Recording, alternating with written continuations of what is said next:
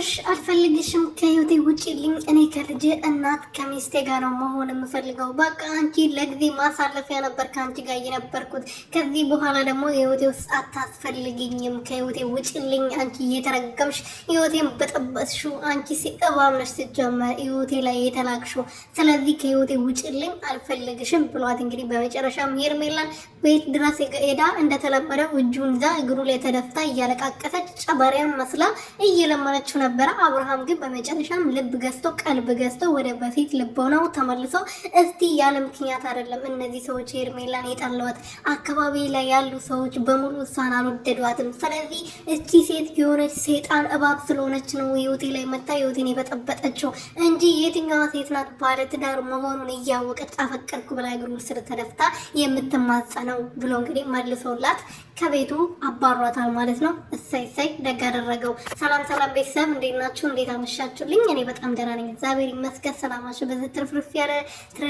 ይበልልኝ። ለዚህ ቤት አዲስ የሆናችሁ ሰብስክራይብ፣ ሼር፣ ላይክ ያደርጋችሁ ቤተሰብ እንድትሆኑ በተተና እየጠየቅኩኝ ዛሬ እንግዲህ ቀን ሙሉ ጸጥ ረጭ ብሎ ነበር የዋሉት እንግዲህ የፍቅር ጀማዎቹ ጥፍት ብሎ ነበረ።